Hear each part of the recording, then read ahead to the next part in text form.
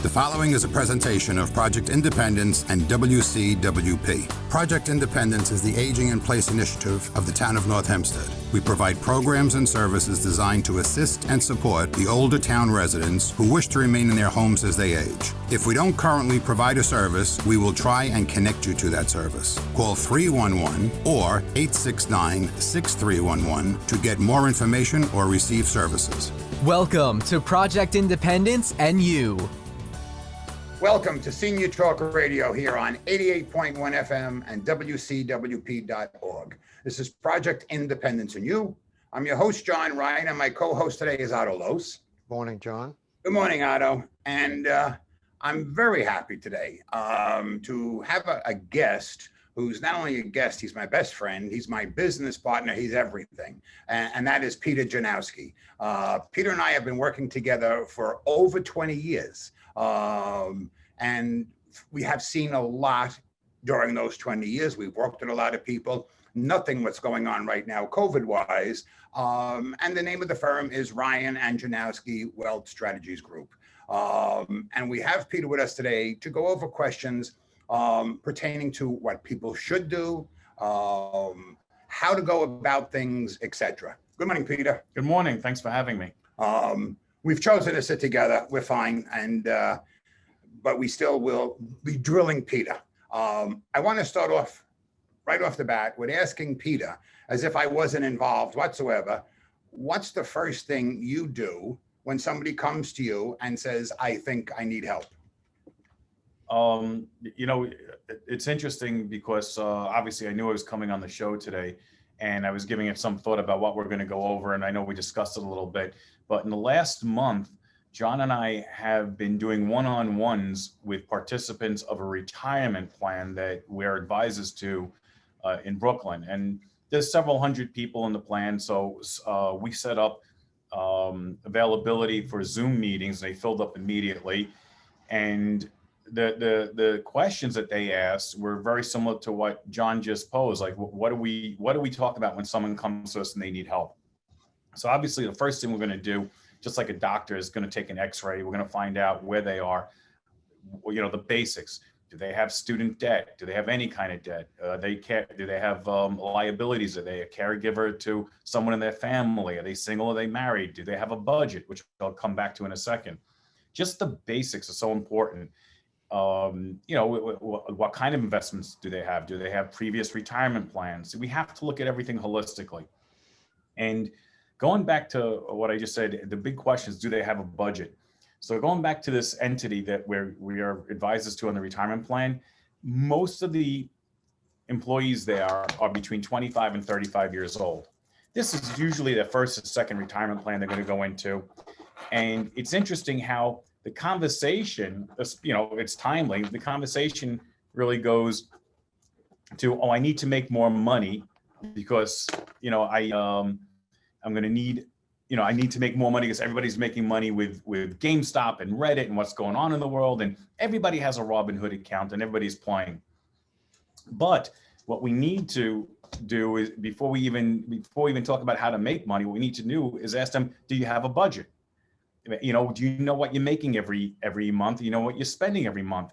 And interestingly enough, it doesn't just work. That question doesn't come up for 25 or 35-year-olds.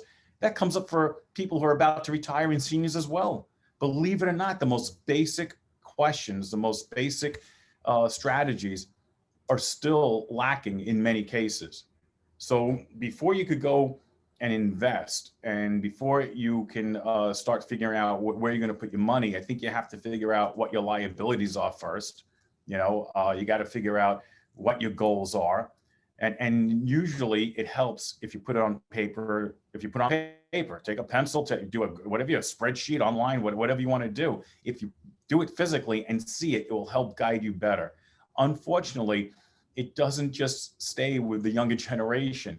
The basic principles of formulating a financial plan with budgeting and investing go back to the basics, and they lack in any generation. So that's what we usually start off with, right? Is, you know, from the very beginning, the basics. I'm going to throw something in. I'm not going to really talk too much. I'm going to give the job to Otto today. Oh. But now I want to talk about one specific thing, and that Peter is an investment fiduciary. And that's important because a fiduciary legally is bound to put the client first. And I'm not knocking people in this business. Everybody can do whatever they want. But a regular stockbroker of years ago makes his money by making trades, charging a commission, and the more commissions he can generate, the more he makes. From a fiduciary perspective, it is literally against the law to create a trade just for the sake of creating a trade. It has to always be in the best interest of the client. We personally, we do fee-based business here because you can do 100 trades or do one. It never appears that we are looking for the trade. And Peter will talk more about that, but it's a very important thing to know. I'm not a fiduciary, but it makes no difference because everything we do is done together. So what Peter is held responsible for, so am I. But he went to school, he did the course, et cetera, but it's a very important thing to know. You know, when you get into, you said trades, that's one part of it, I would think, right? That's like, I relate that to trading stocks. And a lot of people really don't want to be in the world of trading stocks. They want to be in a different world. More, maybe they don't want to be worried about trading or doing anything. You know, you're saying that you do other than trading, I'm assuming, or Right. Yeah, I'll explain that, Otto. So I think that the point that John was trying to make when he was talking about fiduciary responsibility and fees and everything else, our industry has changed a lot in the last 10, 15, even 20 years. And it changed because of the necessity to compete with low cost and no cost commissions. You know, there was, Schwab, E-Trade, could go on and on. Now even Robinhood's for free. That started many, many years ago. And our industry started going away from commissions as well and just started charging an annual fee.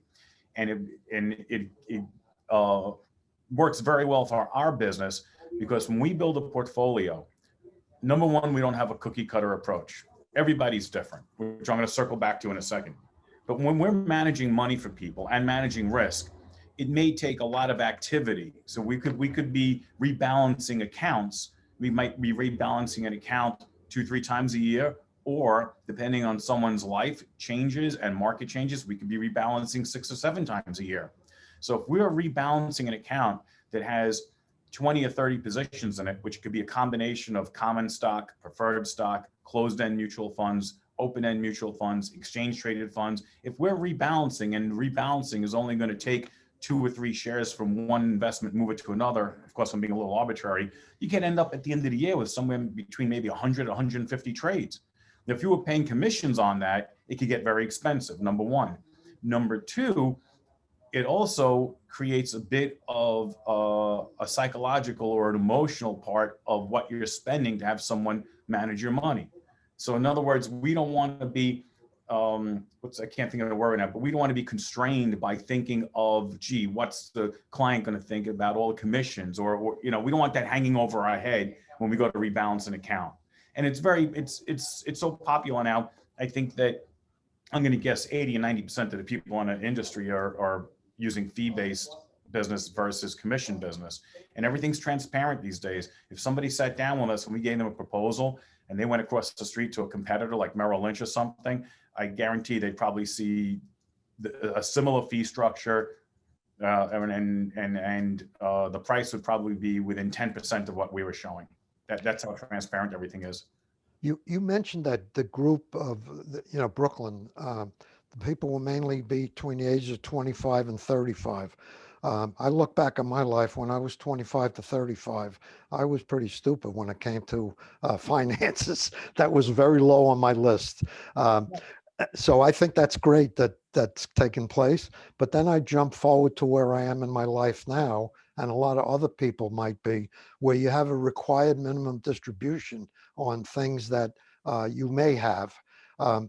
So it strikes me that you give a lot of value, as far as I see, to people in the earlier years of life to set them straight, so that when they get into my bracket, they'll be in much better shape than a lot of people are, frankly, in my age bracket, because they didn't take care of things back when. But where I'm going with this is when you get into the category, let's say you're 72 or whatever the number is for required minimum distribution, do people actually change very many things then as far as financial planning goes?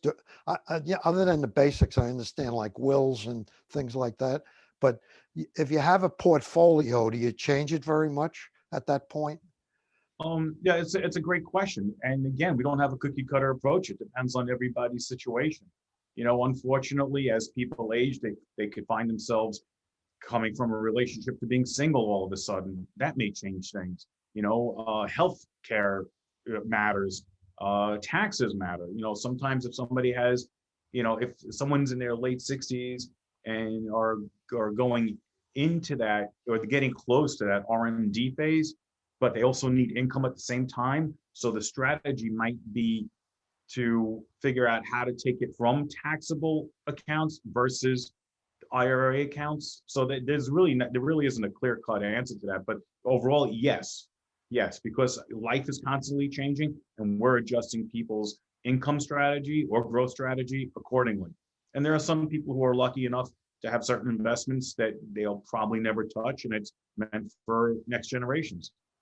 Actually, just to jump in here, you know, the greater percentage of our clients are seniors, and believe it or not, the amount of reallocation of assets that goes on is a lot, because all of a sudden you're going to turn around and you want to give a gift to your grandchild, maybe a gift, or maybe because he's stuck and needs a few dollars. But so you send them 5,000, 10, whatever it's going to be. That changes your asset allocation, because if we want to keep you with a 10 or 15% cash position, now we just took it from you. So now you're 100% in the market, which we don't want. So therefore, everything's going to have to be adjusted again. COVID has brought about, unfortunately, an increase in our business, but we're only meeting one of the partners now. Unfortunately, so many things have had to change, because some people have good pensions, but when one of the partners died, the pension ends. That requires a whole reallocation of everything. And we try to tell people, have that conversation first. You know, don't think your spouse is going to live off the 5,000 if 5,000 becomes one. Now we have to, you know, and you were gutsy playing with stocks. Well, now we can't do that anymore, because your wife needs a certain amount of money. And unfortunately, we deal with women 75% of the time, because, you know, unfortunately, the men seem to die first. Yeah. In a senior situation, many times the women have never written the checkbook, haven't done the checking account. I had a question before Yeah. that enters my mind, and that is, can people who do not have millions of dollars for assets talk to people like you? Maybe they need the financial guidance even more than somebody who has a lot of assets. You know, maybe what assets they do have, they have to make sure they make the best out of what they can do with it.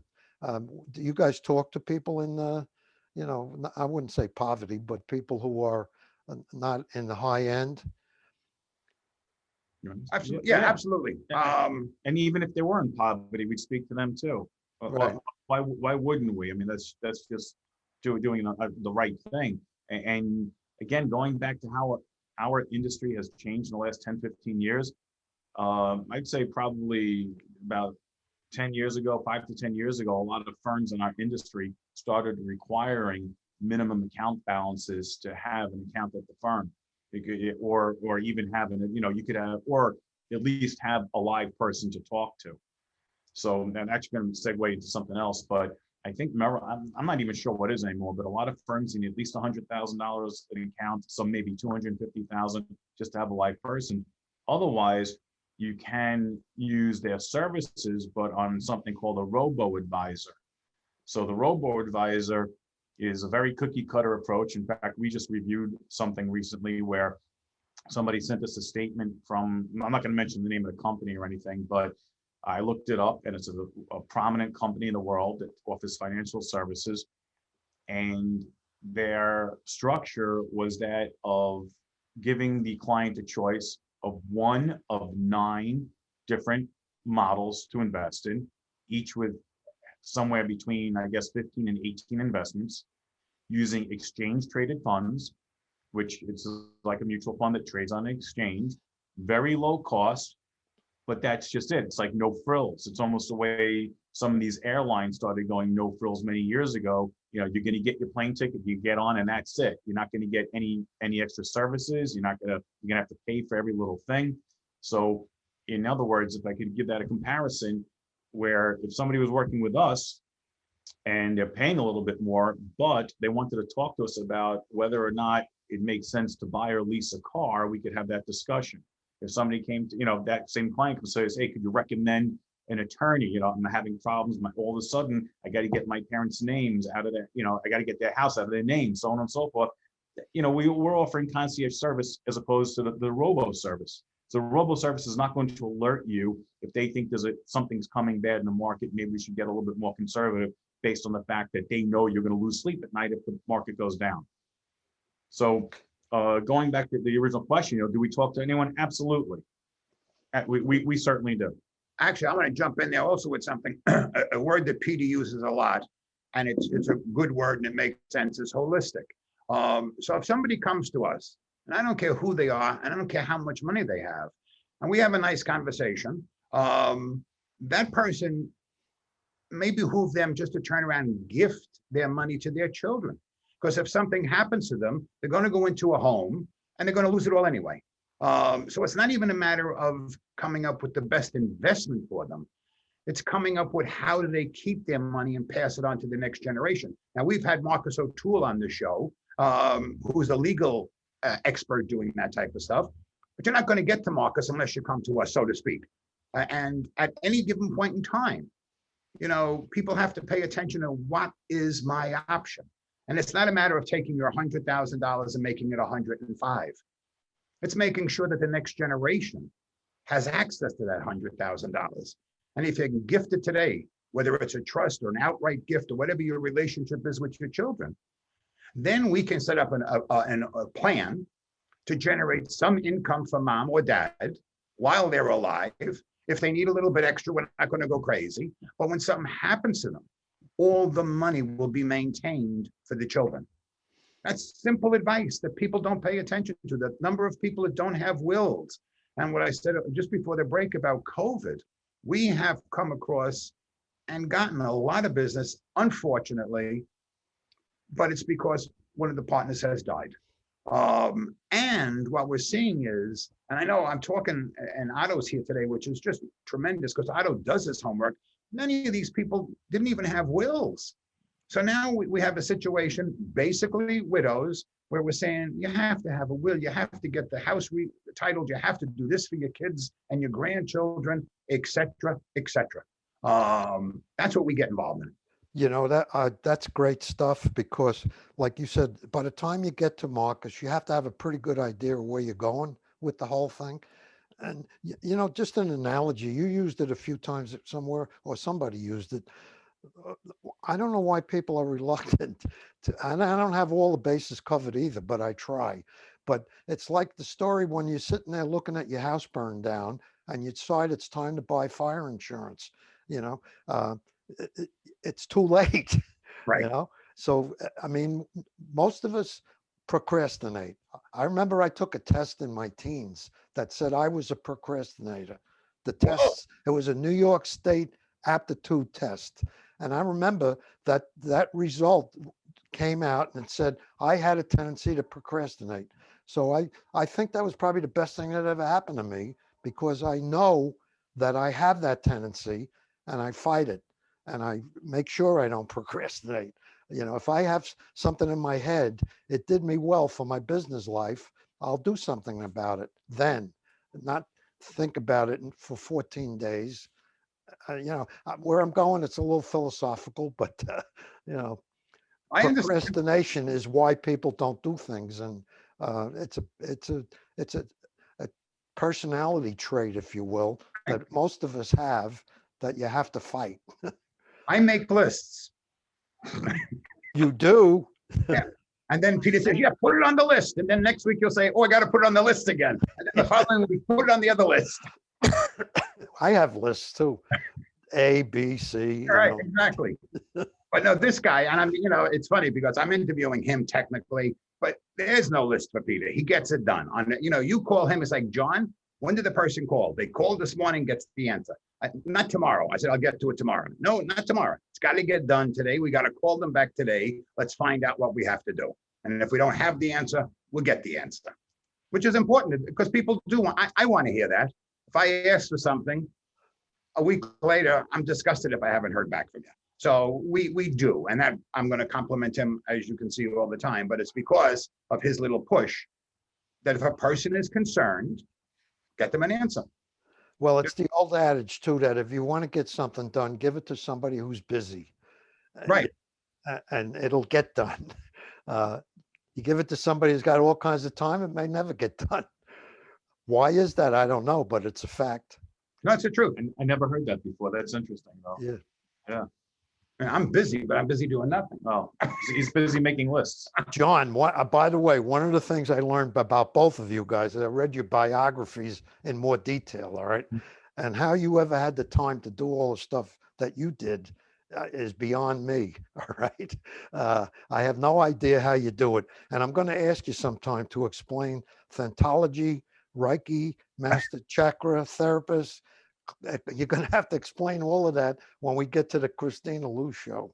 All right? That's fine. That's no problem whatsoever. It makes you wonder what he does in the office, right? Don't go there. Don't go there. He's got, I'm saying, when does this man have time? How could you ever get sick? There's no time for that. No, but I honestly we'll continue on that. But it's the truth. As a partnership, this partnership works.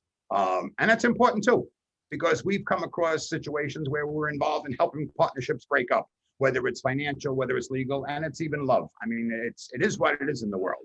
Nothing lasts forever, and certain ones do. We are one of those that lasts forever, and we're not looking. And I mean it very sincerely. Peter doesn't look at what I'm doing. I don't look at what he's doing. So it's not like at the end of the day, I put in, 7 hours and he only put in 6. It can't work. Nothing can work that way in my mind and work successfully. If you have any question about what's he putting in, what am I putting in, you have to just go it. You have to do it honestly and let the person who has the expertise do certain things and stay out of it. This is Project Independence and You. I'm your host, John Ryan. My co-host today is Otto Los, and it's always a pleasure when Otto's here because he asks questions. And I have the pleasure to be interviewing my partner, Peter Janowsky, who is my partner with Ryan and Janowsky Financial Strategies Group. I think earlier I might have said Wealth Strategies, but that was just my morning dizziness. But anyway, it's Financial Strategies Group. And actually, you have the phone number? Yeah, the best phone number to reach us is 516-719-6396. And what is it again? 516-719-6396. And also, I'd like to point out that I'm not sure if we were talking about this before we were on the air or after, but we do have a website that we update monthly, and we also send out a monthly newsletter. So if anybody would like to receive the monthly newsletter via email, they could just give me a call, and then we could just, just put them on with their best email address. And again, the number is 516-719-6396. Otto, I have a question for you, Otto. Yes. You get our newsletter in the mail. I do, yes. How did you like Buyer Beware? I think every newsletter I've received from you guys so far has been very, I would call it informative and educational. Right. All right. John's not asking how you like the newsletter. He wants to know if you read our website this month. Because I was saying, we change our homepage text monthly.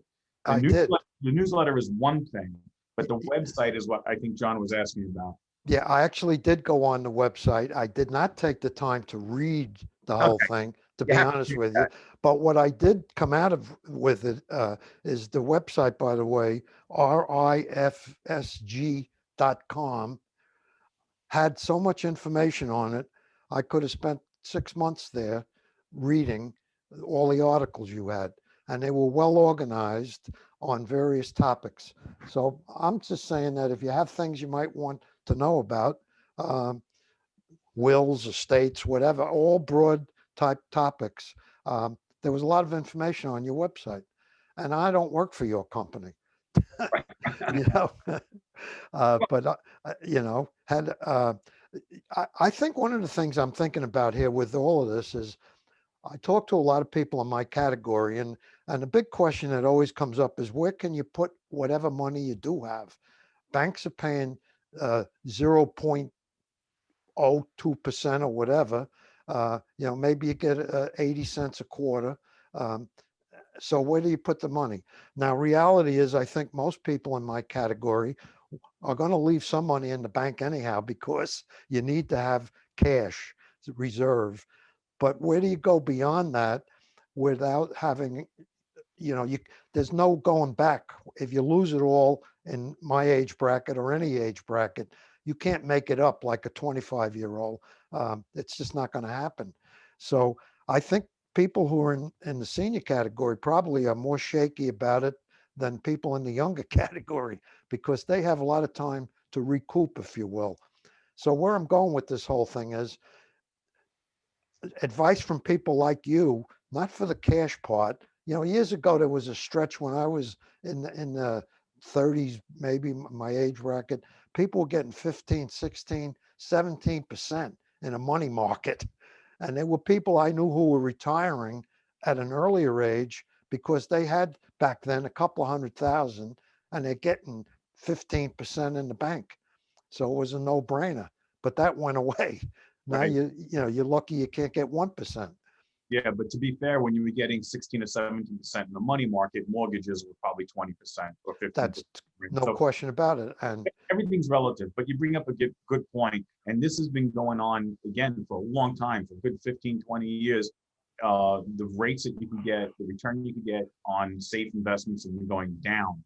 And I mean, steadily down every year. And the search for income is difficult. And you know, for our industry, certain firms have had entire campaigns built around income in retirement.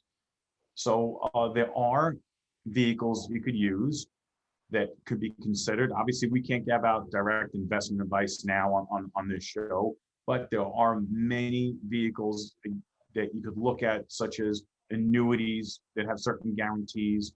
You could look at preferred stocks. You could look at closed-end funds. There's a lot out there, but it goes back to what John was saying before and what we wrote on our website. It's buyer beware. You can't jump into something just because it has a really fuzzy, nice, warm look to it with a high yield. And when I say yield, we're talking about a return. So if you're referencing before money markets are paying nothing, the barometer that we use is usually the 10-year note, 10-year government bond, which I think this morning was 1.16%. So if somebody's willing to pay to buy a 10-year bond and just get 1.1%, which is probably the safest thing you can do right now, anything higher than that, yield-wise, is going to incur risk as it incrementally goes up.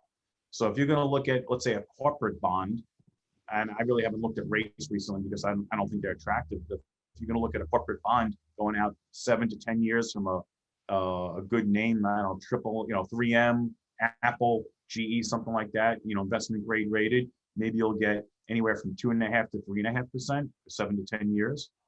If you're looking at municipal bonds, if you want to get 3% tax free, you probably have to go out 15, 20 years. If you're looking at preferred stocks, also good names like Charles Schwab, Allstate, some energy companies. Obviously, they're more risky because most of the preferred stocks don't have a finite maturity. You might get anywhere from 5 to 6, maybe 6.5%, but you're incurring more risk. So it's all about risk versus reward, which is all about everything in when it comes to investing. So the dilemma that you brought up about seniors trying to find income in retirement is omnipresent. It's everywhere. It's been here for a while, and we don't see interest rates going up right now. And like I said before, everything's relative. So if rates start to come back in the savings account, you probably have some inflation going up with it. And you probably have the cost of everything else going up with it as well. I'm sorry. No, I'm just going to jump in because in reference to that, Otto, also, the most important piece of this is diversification. Like we do put portfolios together for seniors. And Peter was referencing bonds, preferred stocks at 4, 5, 6%. There's some other investments, 7, 8, 9%. They're all good until they're not. But there's nothing wrong if you're only having 1 or 2%. We don't have a problem, especially with technology today, having 20, 30 positions in somebody's account. So you have $100,000 and you have $2,000 in 30 different names and then some cash. It's not a headache because it's computerized. And no one issue is going to kill you if something goes bad. So if something drops 20%, 30%, your 2,500 went to 2,000. You'll still live. But if the overall portfolio is still bringing in 5 or 6%, it's well worth it. So when it comes to getting clean income, better income, one, it has to come with an education. The person has to be very well aware of what they're getting into. It's not a savings account. And you read in the paper, something's going to go wrong, it can affect you. And not all of them work. But if you don't have enough exposure, if you don't have too much exposure in any particular, specific area, you can do fine. And we've been doing it for years. And people are happy. They're getting a return. We're not having crazy risk. Markets up 20%, we'll be up 12, right? 13, 14. Markets down 30%, we're going to be down 10, that's what we're looking for. We're not looking to hit the home runs. If we get singles every year for people, they're happy. And we do the other stuff, but it's rare that we're going to be playing the hottest stock. Last week, we talked about GameStop. That's not us. Peter understands it more than I do. Dan was talking about it. What's that? Oh. Well, today, again, there was another Ponzi scheme in the newspaper, Long Island. Somebody over in Manhasset got nailed as a 1.8 billion, I think. Really? Yeah. It was in today's Newsday. I have to, okay. Yeah. But that's one where people had no idea what they were getting into. They trusted somebody without looking into anything.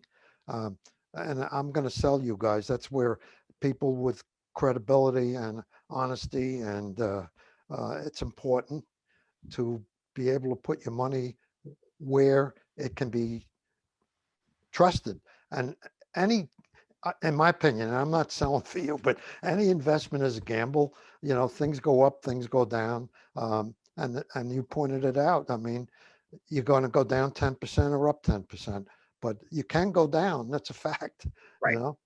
Something, this is a little anecdotal, and I know we want to stay focused on seniors, but it's funny. You go back to the example I gave before with the entity where we're advisors to the retirement plan. Very common question.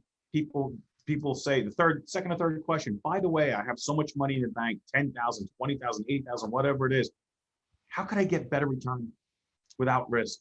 It's not just seniors. Everybody's thinking the same thing. That 35-year-old person who's saving to buy a house, they want to save the money. They don't want to lose anything, but they want to make money on their money. It's killing them to sit in the bank doing nothing. And that's a whole other discussion about greed. But I'm going to jump in here with a Lukey story. My oldest grandson, I might have told you a couple of weeks ago. I have a friend of ours, one of our networking groups, and Lucas has saved up money. He helped me during the summer to do some gardening, and I pay him. So now he wants to open an account. So we're going to open an account with my friend, and she's going to show him around and show him the vault and everything else. Fine. He knows the difference between simple and compound interest. And at the end of the conversation, he told me, Grandpa, I know it's your friend, but if she's not giving me the best rate, I'm going to have to look around.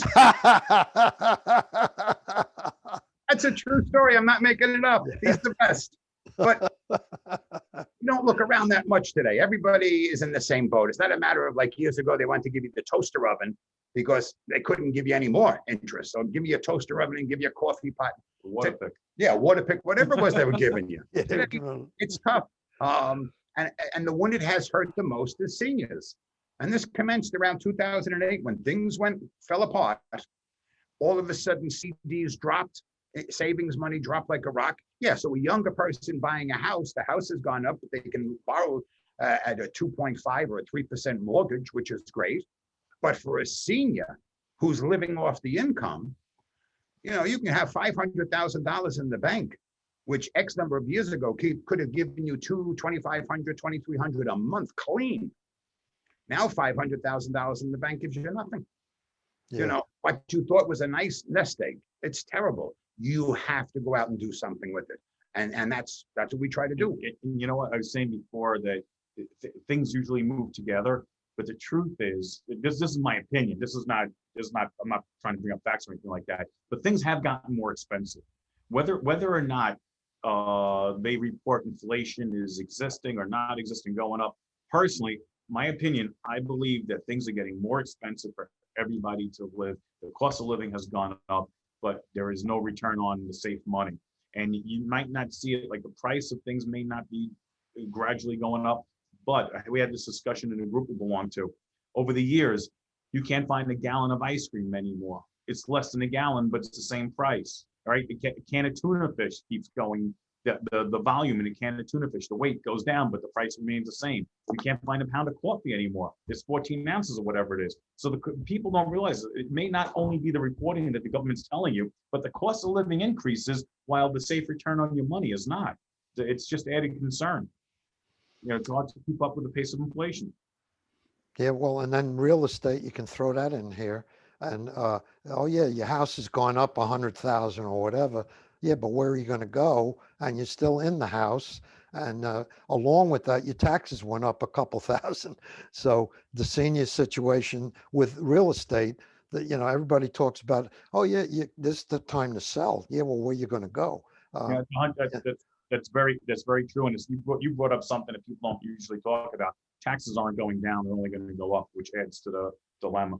And it's the truth. We are, and as Peter always says it, a holistic financial advising group, because you just can't do one thing. And prior to this, in the last segment, Otto, was talking about trying to get yield.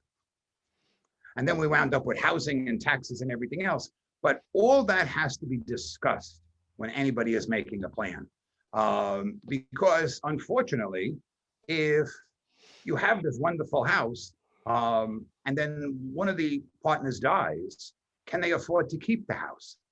And that breaks a heart. On top of dealing with the death of your loved one, now you got to turn around maybe and sell the house and go into an apartment or go into a smaller house, which just hurts because you're leaving all the stuff around you that gives you peace on a daily basis.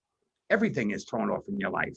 And so we are very, very much into holistic planning from that perspective. There's nothing better than downsizing when you still have your partner with you. Downsizing because you're forced into it just because you can't pay the bills is a terrible situation. When we have younger people, we push them into life insurance and long-term care insurance.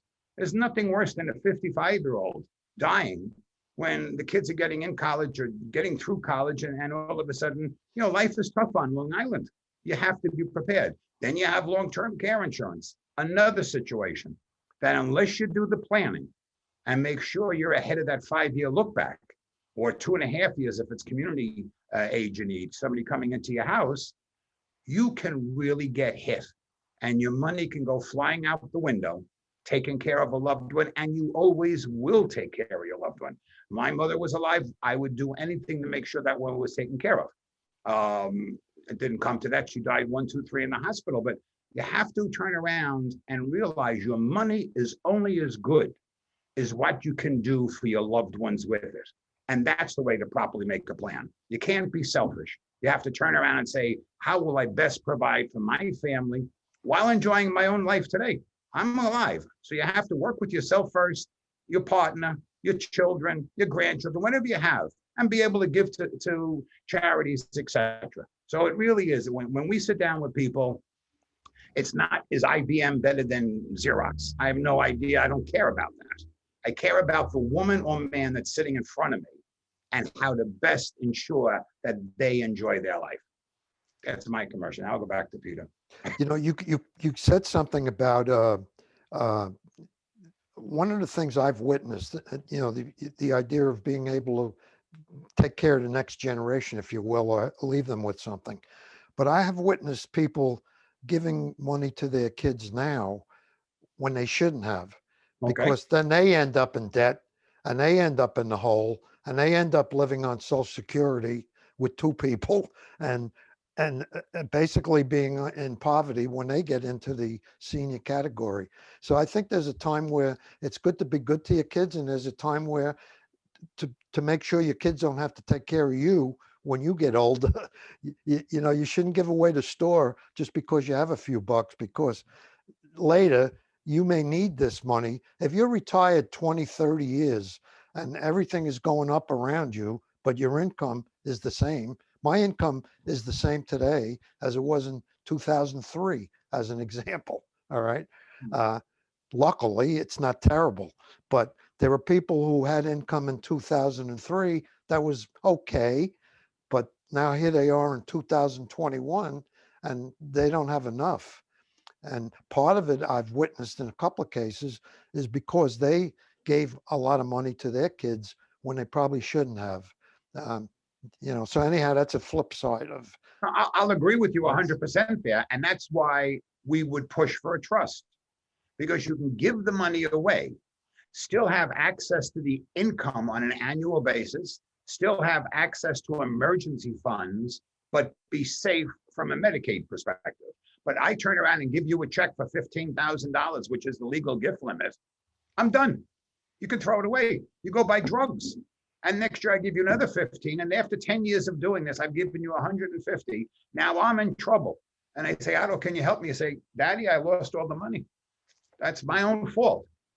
Give it to you so it's out of my hands. When I'm dead, you're going to do whatever you want to do, but have some stipulations to ensure that the person, my client, is the person I have to watch out for, which would be you, Otto. So I don't care about your kids. They could all be wonderful. I want to make sure you're taken care of till the day you die, then they will become my client. In the interim, I want to make sure everything is safeguarded for you. Yeah, that's John's forte, but I would just say that I'm sure there's many cases of parents giving money away recklessly, and a trust is the safest thing you could do. There's a big difference between planning and being reckless with money.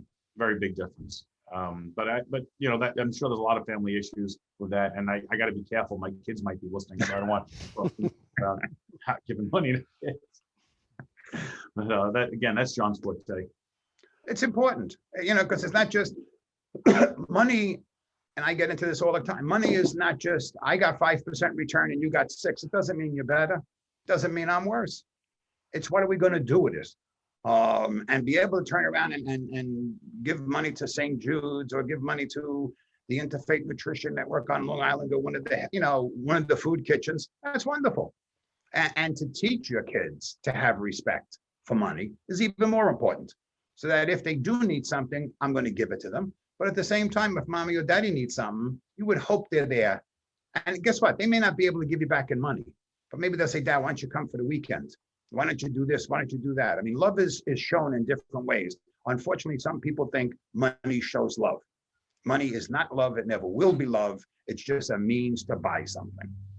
We could probably do 4 hours on things that we've witnessed and experiences in our business, and how money has caused internal problems in families, and some people have issues with addictions, and we've seen it fly out of accounts. There's very little we could do about it. We've had some sad stories, unfortunately, but it's a good point you bring up, Otto.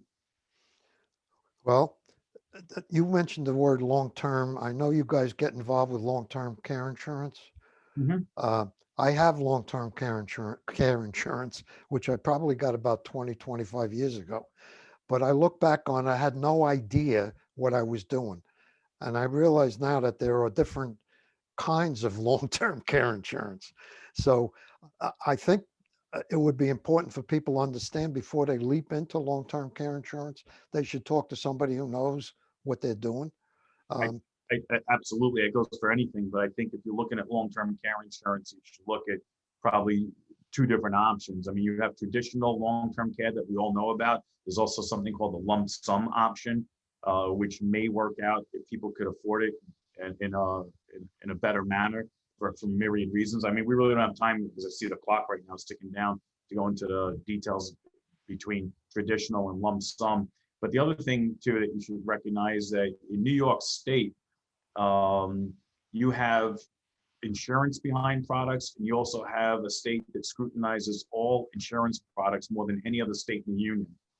I'm assuming we're not broadcasting to Arizona right now, but believe it or not, there are certain long-term care products, certain life insurance products, and certain annuity products that you cannot get in New York. And that is for, most of the time, that is benefits the consumer, which is you. So so just want to throw it in there because I know we're getting pressed for time, but you have the power of the state behind you because they look at everything thoroughly and they scrutinize every insurance product more than any other state in the union, which a lot of people don't realize. The other thing I want to just jump in here, whether it's long-term care, like I say, people don't understand. We recently sat down with somebody. They had no idea what they bought, but it was a friend of a friend, this kind of business. You have to interview the person and you have to ask for referrals from that person because you can't be sold. You have to want to buy the product. And some things are just products. And if they don't fit you perfectly, you may not find out for X number of years. Now it's too late to get a better one because whether you're aged or you've changed or something, you know, you get sick, you wind up with cancer, you can't, whatever you have at this point. Once you get cancer, you're done. You can't change any policies. So it behooves you not to buy it just because you think the person's a good person. You have to have referrals. And there's nothing wrong with asking. We've done, Christina and I, programs, Project Safe. You cannot get bamboozled just because the guy pushes you to sign. And you know something, the other thing too is there are, again, going back to the power of technology, people have reviewed long-term care policies on websites. So before you purchase a policy, if you want to see what it's like when you go to put a claim in, if that company has been around for a while and that product's been around for a while, there are people putting reviews out there on the good parts and bad parts of what it's like when you put a claim in, because sometimes it could be difficult. Some insurance companies make it very difficult to pay, and there are older policies where they're good, some of them are bad, where you need to have a certified aide, they have to fill out certain forms. And you know what? Sometimes the aides are not going to fill out the forms, and you have to jump through hoops to get signatures and the forms filled out correctly to get reimbursed. So use websites. Everything's reviewed these days. Anything from cars to any gadget to even investment advisors to insurance policies. I would strongly recommend looking at people who are posting and reviewing and criticizing how the claims are working out when they're actually using these long-term care policies. You'd be surprised how much information's out there. Good idea. Yeah. But I don't, I'm sorry. No, I'm saying that's a good idea. You know, It's the truth. There's chat rooms for everything today, and you realize it. But it's the most important thing is don't be afraid to ask and ask for. I mean, they're always going to give you the better referrals. But if you have a conversation with somebody who's give or take, you say, I want to know somebody else you deal with in this neighborhood. I live in Great Neck, so I want to know a few people you deal with in Great Neck. And we've always had an advance. We talk to people, say, can we use your name? Of course you can use my name. Then you'll have a conversation, say, okay, no, I've worked with John. He does do this, Peter does that, whatever. You can find out if the person's a good fit for you. And people do plan for simple things like their in vacations and everything else. But here you're going to turn around and give $100, $200, $1 million to somebody. You got to do your homework. You know something, you brought up a really good point too. You bought a long-term care policy, you didn't know what you're getting into. It's a good idea to review the policy before something happens, find out if it's an indemnity, what forms you need in case you have to go on claim, find out what the waiting period is, see if you have enough cash on hand to during that waiting period. That's something I would review for no other reason. Don't procrastinate. Don't go out and play baseball and procrastinate. Sit down and review the policy. Well, I can't procrastinate. I got my signal that the show is over. I want to thank Peter very much for coming on the show today. I want to thank him for being my friend and my partner, which is the most important part that he serves in my life. And I want to thank everybody for listening. Everybody have a safe weekend. You've been listening to Senior Talk Radio here on 88.1 FM and WCWP.org. Thank you.